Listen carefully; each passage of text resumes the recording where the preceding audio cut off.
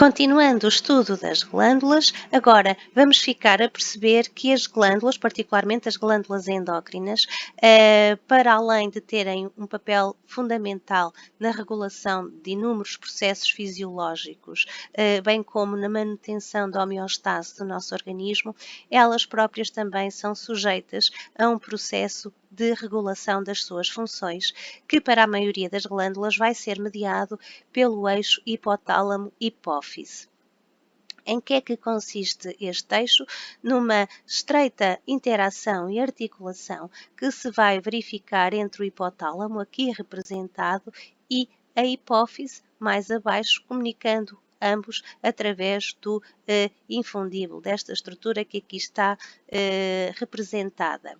Ora, ao nível do hipotálamo, vamos encontrar núcleos principais, nomeadamente o núcleo paraventricular ou núcleo supraóptico, que vão constituir agregados de corpos celulares formados por células neurosecretoras especializadas que vão produzir hormonas e outras substâncias que depois vão ser transferidas para a hipófise e a partir daqui regular quase todas as hormonas do nosso organismo. O hipotálamo tem esta designação por se encontrar imediatamente abaixo do tálamo, ao nível do diencéfalo. Anteriormente ele vai encontrar-se limitado pelo quiasma óptico, tanto é que este núcleo aqui representado tem a designação de núcleo supraóptico. Posteriormente vai estar limitado pelos processos mamilares, sensivelmente a este nível, e vai-se continuar pelo infundíbulo para a hipófise. Quanto à hipófise, a hipófise é composta por uma porção anterior, designada por adenohipófise. Esta porção tem uma função endócrina, enquanto que esta região, hipófise posterior ou neurohipófise, já não tem funções endócrinas, ela vai armazenar e libertar hormonas que vai receber do hipotálamo, nomeadamente do núcleo paraventricular e do núcleo supraóptico, que irão produzir ocitocina, que irão produzir ADH, sendo que depois então essas hormonas serão transferidas para a neurohipófise. O hipotálamo, além de produzir hormonas, algumas das quais que terão efeito também controlador da libertação das hormonas hipofisárias, vai também produzir algumas substâncias que vão ser designadas por fatores libertadores ou fatores inibidores da libertação, consoante eles induzam ou não, como o próprio nome indica, a libertação de hormonas hipofisárias. Sendo assim, existe uma vasta rede vascular em torno destas duas estruturas para melhor assegurar a comunicação entre elas. E de que forma é que vai ocorrer o controle hormonal das glândulas endócrinas no nosso organismo? Portanto, na maioria, e a exceção é feita para a hormona do crescimento e para a prolactina, a maioria das hormonas vai ser controlada por um processo de feedback. Em que é que isto consiste? Nós temos dois tipos de feedback, o feedback negativo e o feedback positivo. Ora, para explicar, faz sentido referir o exemplo das hormonas tiroideias, nomeadamente. As hormonas tiroideias são elas T3 e T4 e são produzidas naturalmente pela tiroide. É um facto que a sua produção está condicionada e é determinada pela TSH produzida ao nível da hipófise. O que é que acontece?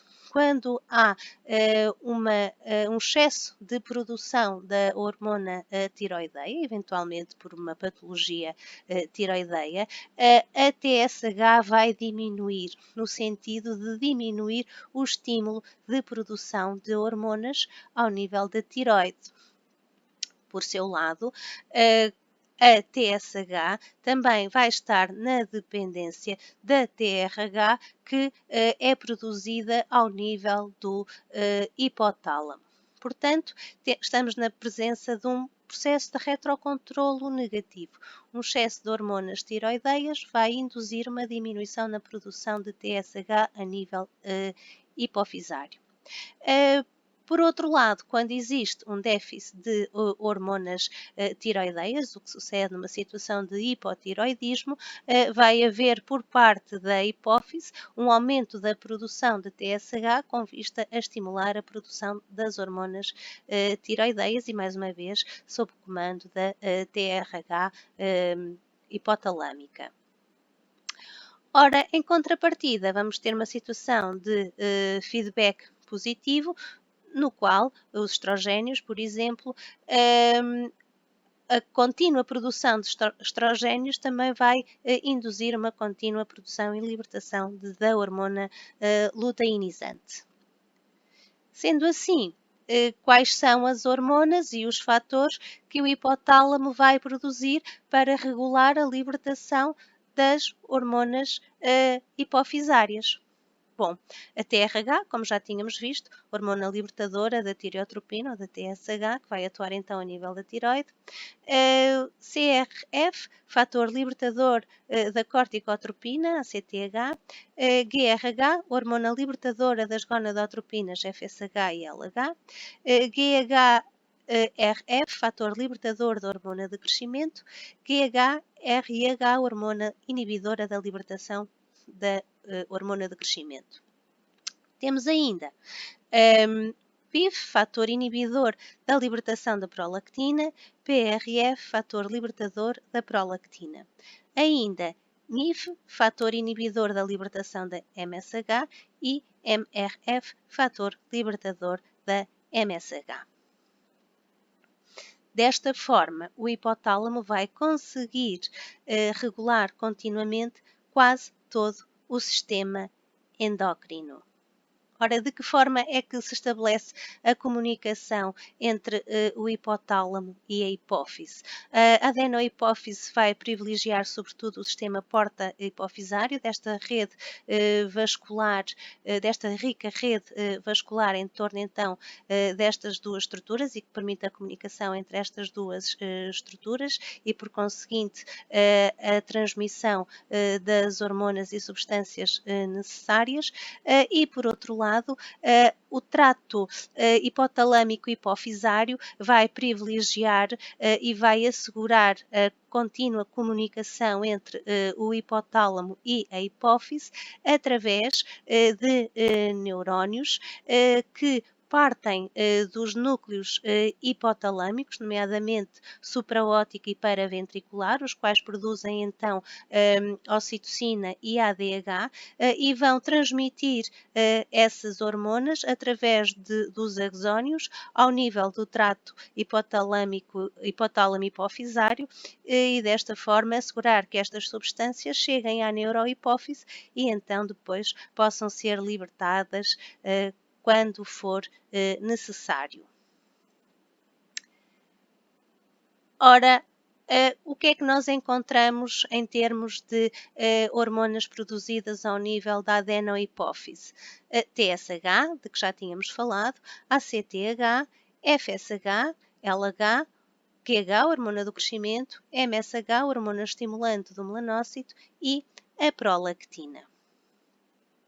Neste corte histológico, podemos observar que a maior parte das células da adenohipófise são cromófilas, isto é, coram na presença do corante, são estas células mais escuras aqui representadas e que podem ser basófilas, estas produzem TSH, FSH, LH e MSH, ou podem ser acidófilas, produzindo hormona do crescimento e prolactina. Por outro lado, existem células que não coram, vão ser estas aqui mais claras, são células cromófobas e vão produzir ACTH.